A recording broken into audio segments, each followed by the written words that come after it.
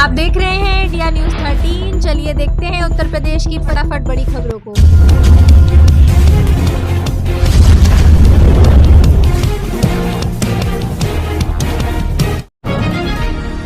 निजी स्कूलों की मनमानी फीस पर नकेल। प्रदेश के बेसिक शिक्षा विभाग ने प्राइवेट स्कूलों द्वारा हर साल बढ़ाई जाने वाली फीस पर लगाम लगाने के लिए नया अध्यादेश लाने का मन बनाया है। अब स्कूल प्रबंधन मनमर्जी से ड्रेस और किताबों की दुकान तय नहीं कर पाएंगे। वहीं मध्यम वर्गीय अभिभावकों के लिए यह एक बड़ी जीत मानी जा रही है।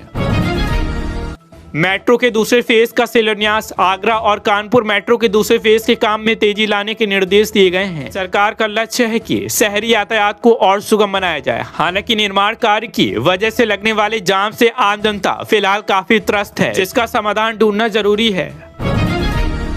गन्ना किसानों का बकाया भुगतान। पश्चिमी यूपी की चीनी मिलों पर गन्ना किसानों का बकाया अब एक बड़ा राजनीतिक मुद्दा बन गया है। वहीं विपक्षी दलों ने आरोप लगाया कि सरकार चीनी मिल मालिकों को संरक्षण दे रही है, जबकि किसान आर्थिक तंगी से जूझ रहे हैं। किसानों ने जल्द भुगतान न होने पर आंदोलन की चेतावनी दी है। प्रदूषण को लेकर एनजीटी की सख्ती। उत्तर प्रदेश के कई शहरों में एयर क्वालिटी इंडेक्स AQI खराब होने के कारण नेशनल ग्रीन ट्रिब्यूनल यानी एनजीटी ने निर्माण कार्यों पर पाबंदी लगा दी है। इससे मजदूरों की दिहाड़ी पर असर पड़ रहा है। पर्यावरण और आजीविका के बीच का यह संघर्ष आम आदमी के लिए चिंता का विषय बना हुआ है।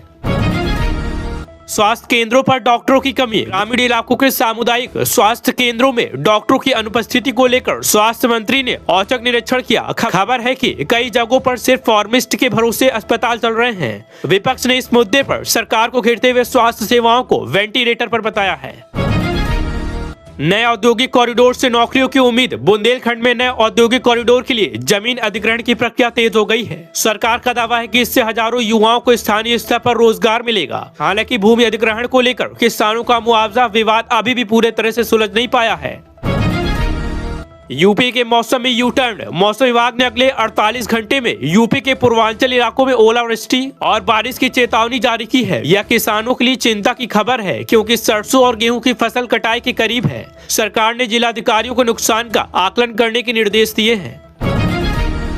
साइबर क्राइम से बचाव का नया अभियान। यूपी पुलिस ने डिजिटल अरेस्ट जैसे नए फ्रॉड से बचने के लिए प्रदेश व्यापी जागरूकता अभियान शुरू किया है। आम लोगों को सलाह दी गई है कि किसी से भी अनजान कॉल पर अपनी निजी जानकारी साझा न करें। बढ़ते साइबर अपराधों के बीच यह पहल जनता की सुरक्षा के लिए अहम है।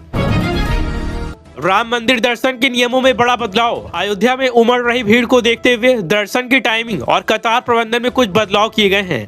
अब वीआईपी कल्चर को कम कर आम श्रद्धालुओं को प्राथमिकता दी जाएगी। दूर दराज से आने वाले भक्तों के लिए यह खबर यात्रा प्लान करने में मदद करेगी।